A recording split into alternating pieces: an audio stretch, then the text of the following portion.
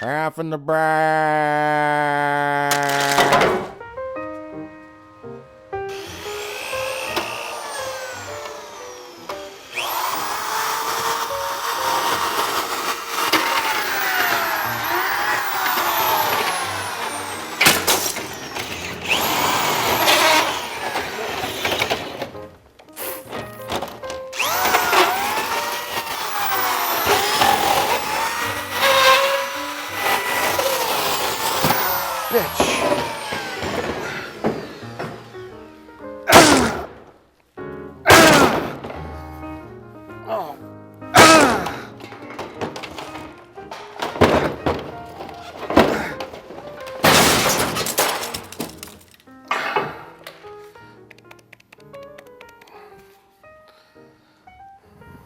Hi, do you guys fix VCRs?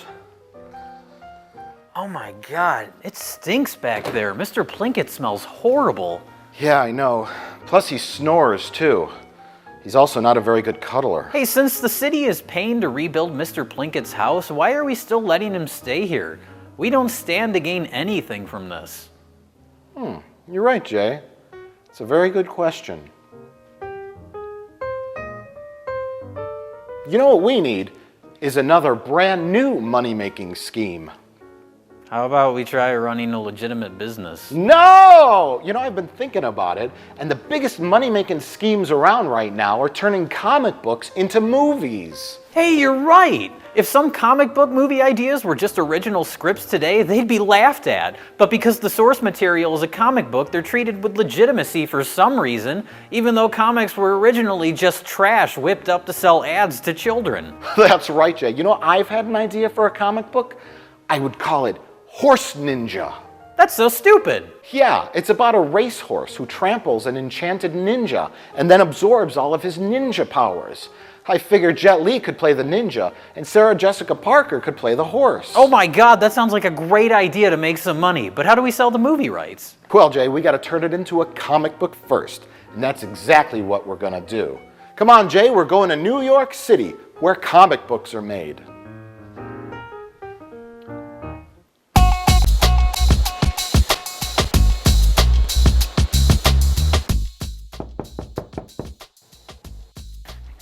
Hi, are you a comic book man? Why, yes, I am.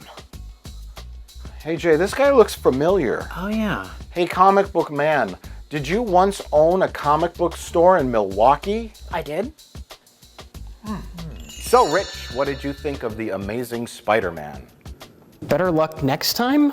I remember him now. Hey, didn't we shoot you to death with laser guns?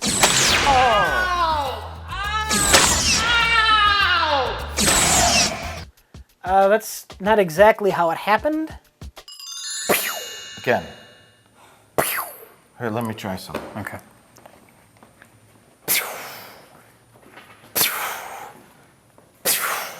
Really got him that time. Yeah. In any case, yeah, I used to own that shop, but, I gave that all up. I decided I want to pursue my dream of becoming a comic book artist. Real big shot in the industry. And I made it, too. Fortunately, they have me drawing Little Orphan Annie. The black one. Well, anyway, we came all the way here to pitch you our comic book idea. We want you to draw it. And you gotta hurry, too, because I gotta sell the rights to the movie companies. What's it called? It's called Horse Ninja. What's it about? It's called Horse Ninja. Okay, I'll do it. But, my wrist is really starting to hurt. I want to take a break first. Do you mind if we catch a double feature? As long as you draw our comic book for us. What movies are we gonna see? Oh, yeah, we're gonna go see movies. Let's see Transcendence and Spider-Man 2.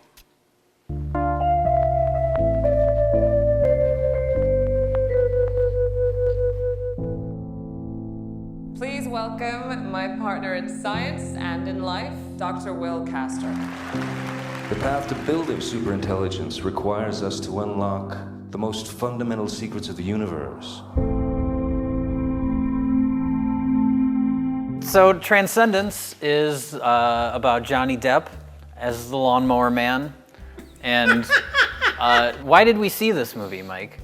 This has been out for a couple weeks now, and it's flopping horribly. I don't think it's been out for a couple weeks. I think it's been out for 4 days, and it's already down to 1 showing a day. I saw it had a Rotten Tomatoes score of 14%, and everyone was saying it was terrible. So I figured all the movies that we see in the theaters are so great, it's about time we saw a bad one. And Johnny Depp hasn't made a bad movie since his last one, which was called The Lone Ranger. So, since he's on a roll, let's see his next bad film. And maybe I could catch some sleep. This movie is challenging you to stay awake for the whole thing. A challenge that we weren't all up to the task for. No. It wasn't even like halfway into it, I heard you snoring. you made it about 25 minutes, and then I just started hearing... Yeah, that's the thing, is I got to a point where... I guess we should say the reason it's so boring is that the story's not interesting, the pacing is slow, everybody delivers their lines in like a boring, droll monotone. The characters aren't interesting either. The characters aren't interesting. Yeah, it's like the dullest movie I've ever seen. I don't even know if I'm exaggerating. The concept is interesting. Some interesting ideas as far as that kind of sci-fi thing goes. They didn't know how they wanted to handle it, though. They didn't know who the villain was. They didn't know if Dr. Johnny Depp was the villain, or if he was a hero, or if we're supposed to root for the terrorist people. That's the thing. It drew kind of a lot of parallels with other kinds of things, like. I got like a Jesus Christ kind of vibe. Yeah. Science is the new God. Science is the like new that. God, and he's healing the sick and the blind, and people fear what they don't understand. And, and then even like there's like a Romeo and Juliet ending where he kills her. Oh God, spoilers. Who fucking cares? By the time this review's up, they won't be able to see it. It's going to be out of the theater. She's trying to kill him, and then he ends up saving her by killing himself, and then they're lying in the bed together, just like Romeo and Juliet are at the end. And that's tragedy, And then the same twist is that he wasn't a villain all along. He was actually trying to save the environment. Yeah. And it really was him.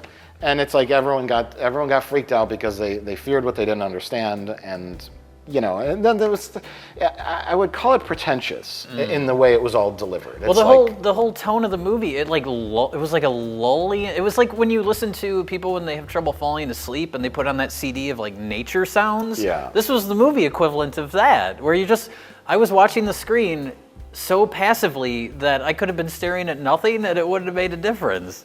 Yeah, it didn't draw you in emotionally. I would have liked it more if it were specifically just about the computer husband and the grieving wife, and about whether or not that was his soul or if it's just a copy. Yeah, well, it's something smarter like that. It's kind of like the anti-Her. That was a movie about the way we use technology and how it's taken over our lives in a way that makes it very human and interesting, and in a different angle where it's not so, I don't know. You can't end a movie without bazookas and rockets. But even that was boring. Everything was boring. Yeah, I want to say that, I was thinking that during that this movie should have been called Him. And I made jokes about Her, not about the movie Her, but when we reviewed it, was that material in a different writer or director would have turned it into action schlock. Yeah. And this movie didn't necessarily do that. It tried to deal with some things. It wasn't like, I'm going to kill the world. And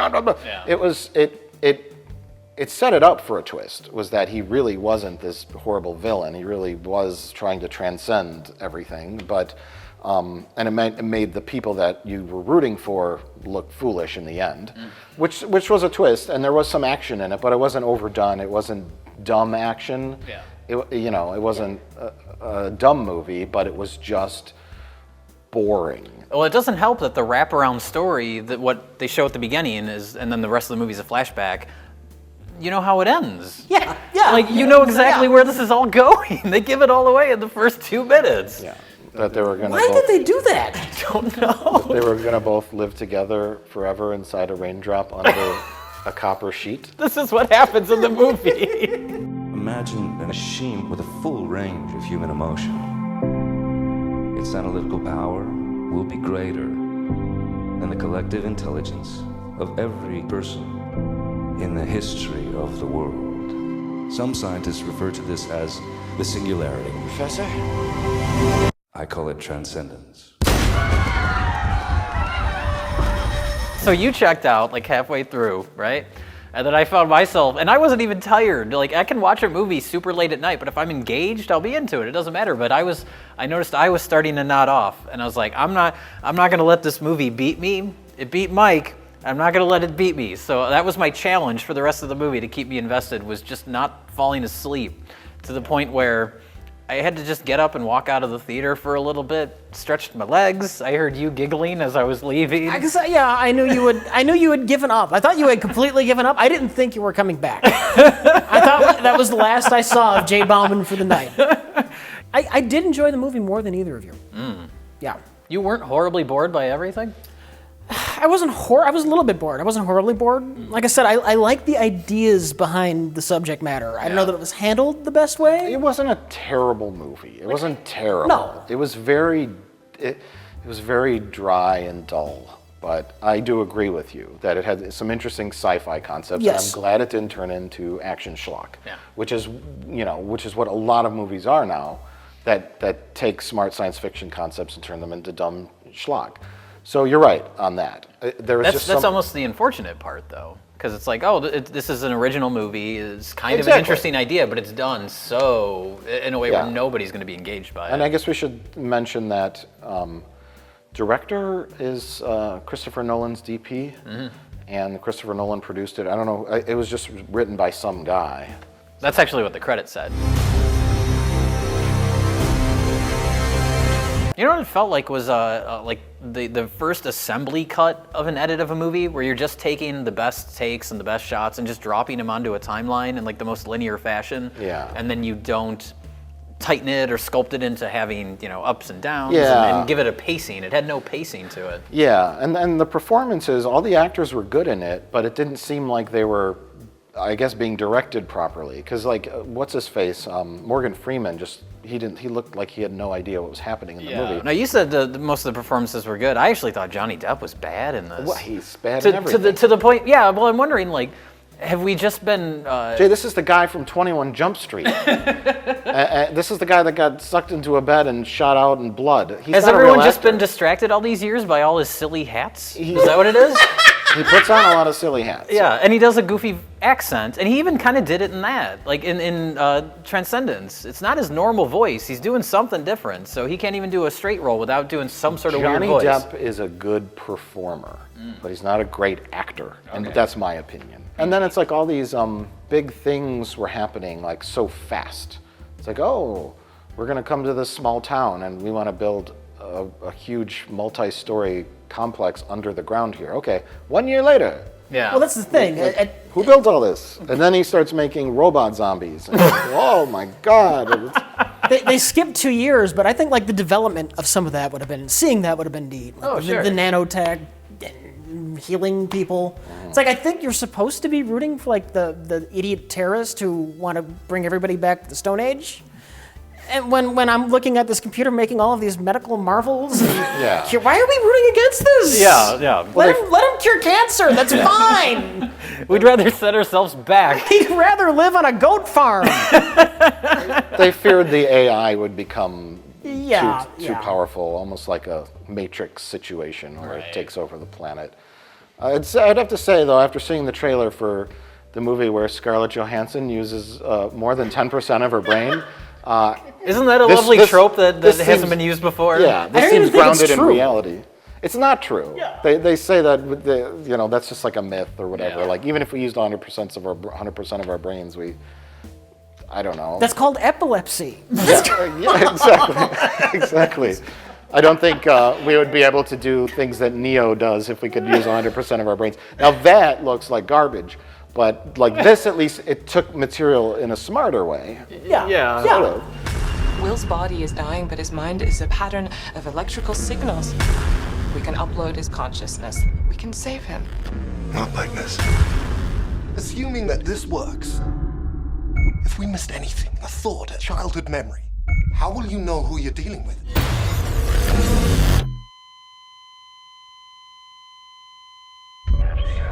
Johnny Depp's like, I'm a scientist guy, and I talk like this. Oh, I died. Oh, now I'm gonna, and then I don't give a fuck. How did he die? I don't even remember. What A happened to him? terrorist shot him with a bullet laced with Oh, that's right. radioactive material. That's or right. something. The terrorists who our good guys have to team up with at the end. Right? Isn't that what happened? Yeah. So now we have the good guys and the terrorists, and we're supposed to root for both of them? Were we supposed to root for them? Were they supposed to be a red herring we think we're supposed to They were root supposed for? to be. I don't know. They were a red herring. Okay. And then you're supposed to root for them. Like, we got to stop this guy. I never rooted for them, incidentally. I didn't root you're, for anybody. you're supposed to get in the mindset that Johnny Depp is bad. Yeah. Because he's mysterious and he's doing things, and then he's putting his micro nanobots into the water. Mm-hmm. And then the one guy's like, they're everywhere. Suna's going to kill us all and take over the world. And then in the end, it's just like, oh no, I wanted to heal the planet. And it's like, oh, you as the audience got wrapped up in the perspective of the terrorists and wanted to stop Johnny Depp. But in the end, oh, he's just a good guy who wanted to save the environment. But as filmmakers, they failed because the entire time I was rooting for Johnny Depp. the entire time. I was apathetic the whole time. Okay. And so they failed in that regard too. I was rooting for a pillow and a blanket. It actually matches up to the ending of Mass Effect 3. Two of the horrible endings are all technology is destroyed, and the other one is everyone gets joined as the Unimind techno people half machine, which are the two of the things going on in Transcendence.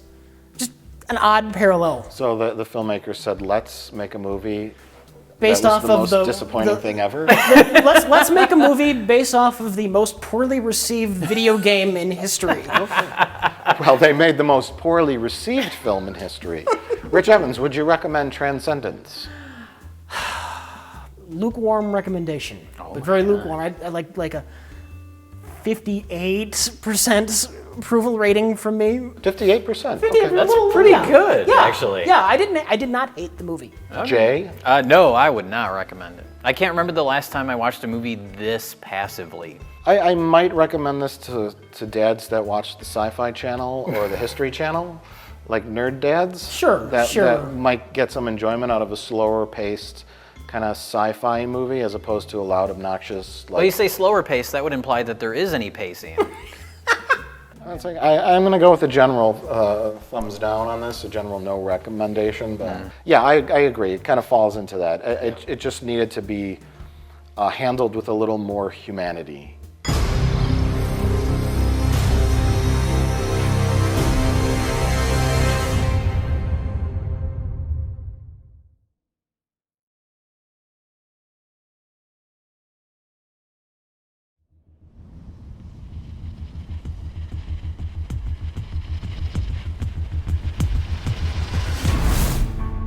Every day, I wake up knowing that the more people I try to save, the more enemies I will make. And it's just a matter of time before I face those with more power than I can overcome. The Amazing Spider-Man 2 is directed by Mark Webb, who also directed The Amazing Spider-Man. This one also stars Andrew Garfield as Spider-Man and Emma Stone as Gwen Stacy. Again, it also has Dolly Parton as Aunt May or whatever. The movie also has bad guys and fights and themes of family and revenge and love and heroism. Eventually, the movie ends. The Amazing Spider-Man is an experimental film designed to test the effects of an experimental moving plotline on the human brain. Well, we'll start with our comic book artist. I believe his name is Rich, all the way from New York City, visiting us here in Milwaukee, Wisconsin, to talk about The Amazing Spider-Man 2. Rich, what did you think of The Amazing Spider-Man 2? I think The Amazing Spider-Man is an amazing film. It's just so wonderful in every conceivable way. There's the drama, and then there's that plot line was just so tight and compact, and you know what was going on at every moment of the film. I will say this movie should be an inspiration to aspiring screenwriters, because now you understand that you don't have to have a plot or any sort of sufficient character motivation to get a movie made. We can all applaud the screenwriting hacks, Alex Kurtzman and Robert Orsi, who penned such hits as Star Trek and Star Trek Into Darkness. This was, as far as the script goes, this was much worse than any of those. Any terrible new movie has been penned by these two. You know what I thought happened? I thought like the studio, Sony, had they didn't know where to take the sequel. So they had 5 different screenplays written up. And then the intern on his way to bring the screenplays, all 5, to the executive, he tripped and he fell. And all the pages went all over the place. So he just started taking them all and putting them in one big pile. And that's how the script got written. Yeah, this doesn't feel like a coherent story. This feels like a collection of scenes. It's a collection of Yes. Story threads. None of them have anything to do with each other. And stuff just kind of happens. I'm trying to think of what the plot was. There is no was no plot. plot. There is no plot. There's this just where a series of. There's Yeah. Andrew Garfield and Emma Stone have their little relationship troubles because every single Spider-Man movie has to have them breaking up because he's Spider-Man. Every single one of them does that, doesn't it?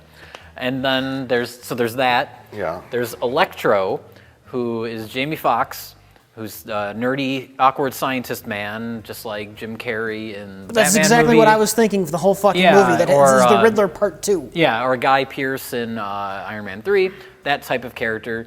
He falls into a vat of eels, Electric eels. electric eels, and that somehow gives him superpowers. Well, they were experimenting with cross genetics in animals. Okay, so but- that falling into the vat just makes you so fucking powerful with electricity for some reason. It also turns you evil because then he wants to kill Spider-Man because Spider-Man didn't remember his name. Was that his motivation? Why did he all of a sudden hate Spider-Man? Because he had to. Yeah, there was no overarching storyline. There was No. just 2 villains become villains There's and want to stop well, Spider-Man. that's 2 stories now we've been through. there's 4.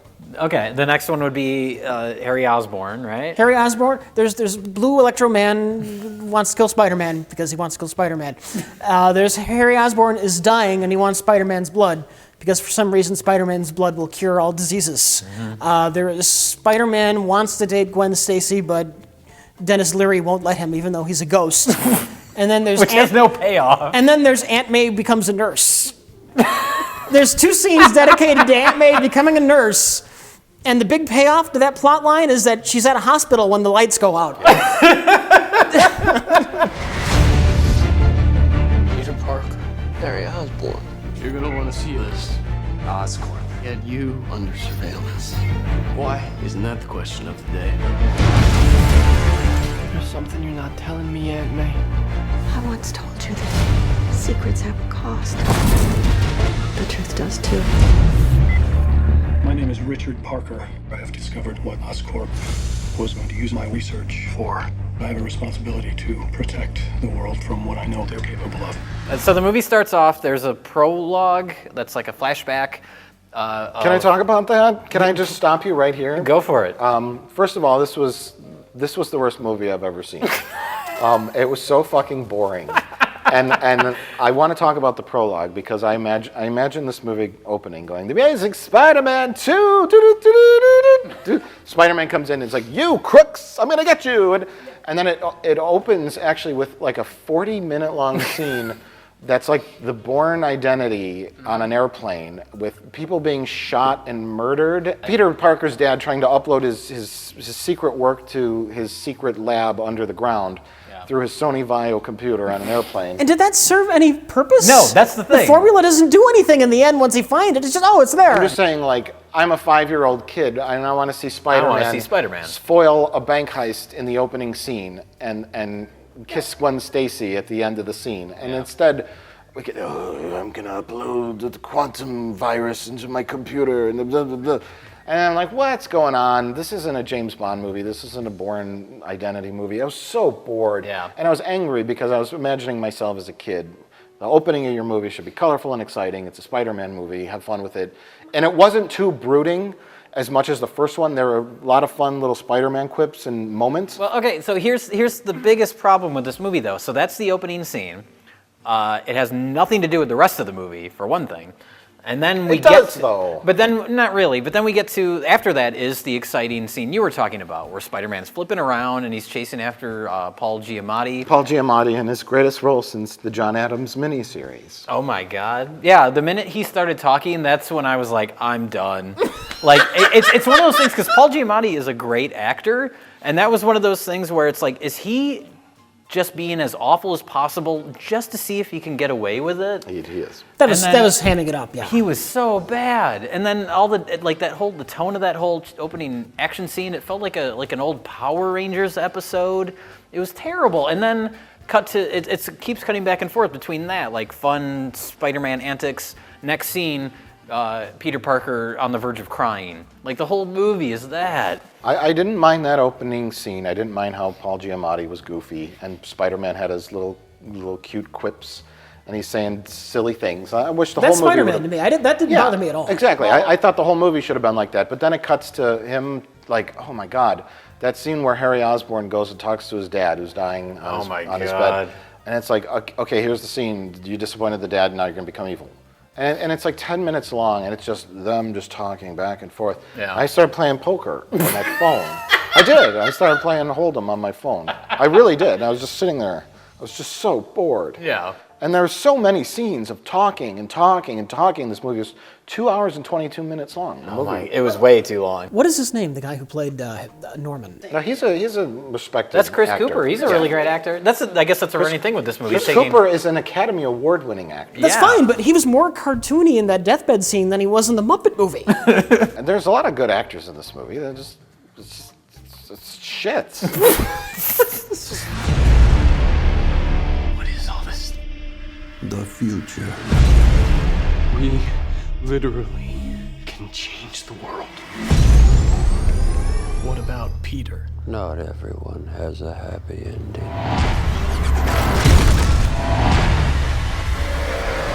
How about Electro? Is his origin similar in the comics to what it was in this? They can, in the comic books, you know what Electro's origin is? He's an electrician who gets hit by lightning and then he decides he's going to rob banks. That's actually better than what's in this movie. He's not a very deep character. He's never been a very deep character. He's just, a lot of Spider-Man villains are just kind of thugs. Okay. Sandman just wants to rob banks. Electro just wants to rob banks. The Shocker just wants to rob banks. I thought the Shocker might want to do something else.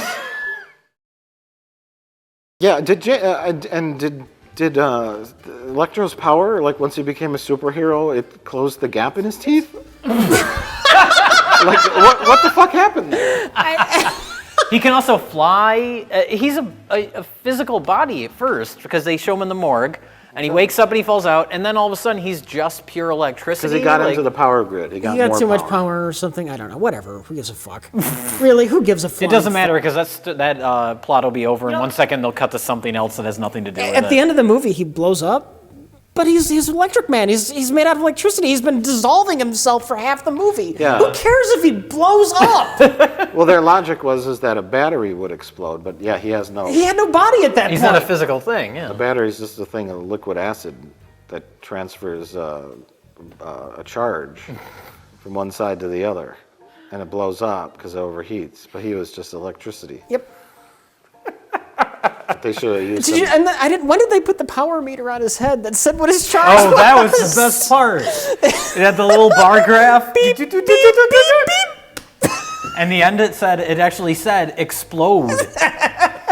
Better luck next time? I hate this movie so fucking much. This is bigger than you, Peter. I made a choice. This is my path. Soon, everyone in the city will know how it feels to live in a world without power, without mercy, without Spider-Man. I don't know how bad the sequels are going to be, but they're not even going to have origins anymore because they went to the magic room with all the supervillain weapons. They're just all there. And you see Doc Ock's arms, you see the Vulture's wings. And what in the next movie are they just gonna hand them out to people? They're not even gonna bother with origins anymore? Just all right, you're Dr. Octopus. Everything comes from us. The whole and audition. you're gonna fight Spider-Man. You want to get Spider-Man because you feel bad. Because he's got the spotlight now instead of you, and you're jealous. That's your motive. Go hit him with your octopus arms. I love the moment in this movie after the big, they're in Times Square. That's the first big scene with Electro, and they fight, and it's a big action scene. And then they show Peter Parker, he comes home and he sits in his room, and for absolutely no reason, with no motivation whatsoever, he decides at that moment that he's going to start investigating what happened to the mystery with his dead dad. Out of nowhere. Yes. This is like his main motivation now. Yes. I was like, what is happening? I think I laughed when he pulled the suitcase out and started doing research for no reason. Like how does that relate to him just fighting Electro? Like what? It's time for this to happen now. Yeah, it was so random. And then Peter Parker, he goes to visit Harry Osborn because Harry Osborn's dad dies in the newspaper, and he's like, we haven't seen each other in 8 years since they were, I'm assuming, They would have 12? been they would have been 10, but they talk about old times as if they were 17 in old times. Yeah, I thought that was weird. And then he's like, he's my friend.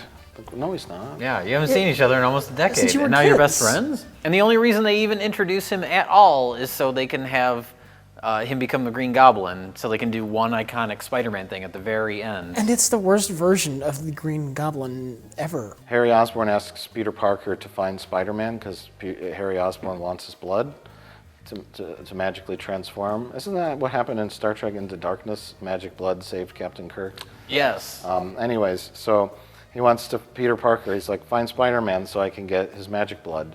And then Peter Parker's like, I'm just a photographer. I just take pictures of him. And then Peter Parker could have just said, okay, I'll try. Yeah. But then he gets in his Spider-Man costume and shows up and basically just tells him, no, I can't do it.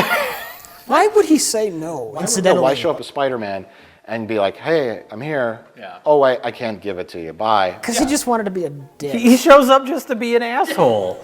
But doesn't he know that You know shit what? like He that? shows up to do that just so Harry Osborn has motivation to come back as the Green Goblin. Yeah. It's so It bad. could just be like Harry Osborn would be like on his deathbed, and Peter Parker will be like, I tried calling him, but couldn't get him here. You know, I'm doing my best. I'm forgetting things I hate about this movie. I am. Whatever a spider can, spins a web any size, catches thieves just like flies. Look out, here comes the Spider-Man.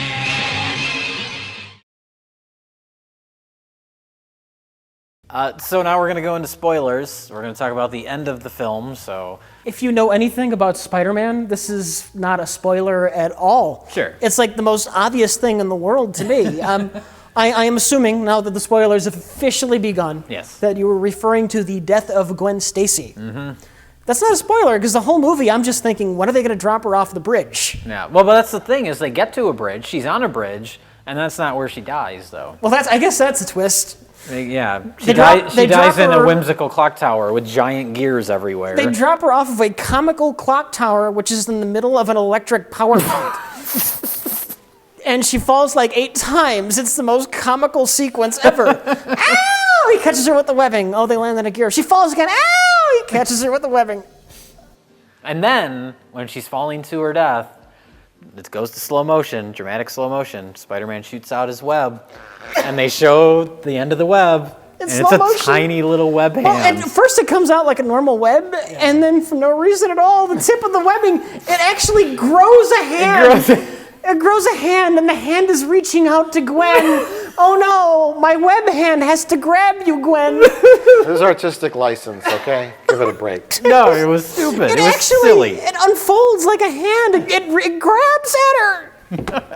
It was Spider-Man's desperation to save her. It's artistic license.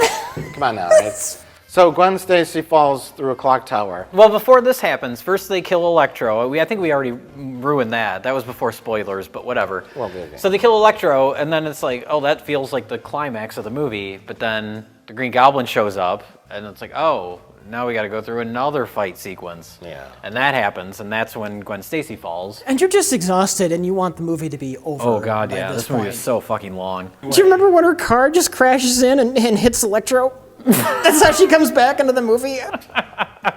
With a cop car that I guess she stole? She shows up in a cop car. He's got amazing electric powers, and she's gonna help. I can help.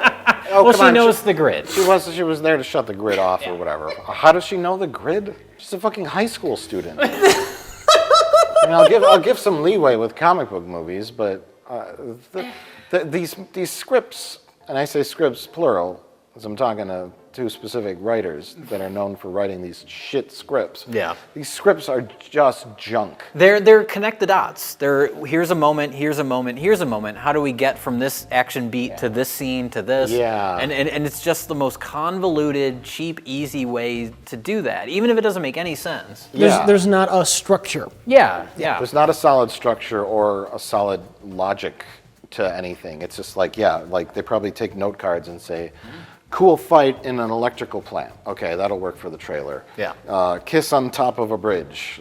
This scene, that scene. And then they go, well, whatever. Fuck this movie. Fuck everything.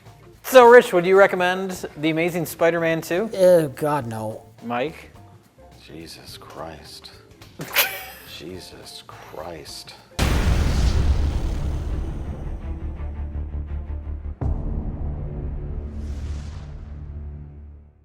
So, why did we come all the way to Milwaukee to talk about those movies? Who cares? Let's head back to your office so you can finish that Horse Ninja comic for me. I can't wait till Alex Kurtzman and Robert Orsi write another terrible screenplay. Guys, I've got a confession to make. What's that? I've already made the Horse Ninja comic book. What? How is that possible? You see, Mike, you've stumbled upon the last unmade idea. A racehorse possessed by the soul of an enchanted ninja seeking revenge upon an evil corporation hell-bent on weaponizing horse sperm. That's a good idea. That's pretty fucking good. It's the last idea in the world, and it's all mine. I'm gonna take this shit to Michael Bay or Mark Webb or Brett Ratner, and we're gonna make it into a fucking movie. A god-awful fucking movie that people are gonna see in droves. Nothing can stop me now. Soon, you will see the world as I see it, as a fat schlub with terrible ideas. Now my terrible ideas can become larger, dumber, even more terrible ideas. Soon the world will know my wrath. The standards in Hollywood are so low right now that even I can make a movie. A fucking Horse Ninja movie. And we're gonna shove Scarlett Johansson in there. Just because, man, who gives a fuck? We're just gonna shove her in the movie and we're gonna give her random lines. Her name's gonna be Love Interest and she's gonna fuck a horse. Not so fast, comic book artist man. I wanted the Klingon phaser. Jay, it's called a Klingon disruptor, not a phaser. Whatever. You two do know those are just toys, right? Fire! Got him. Look at the way his skin is melting off his face.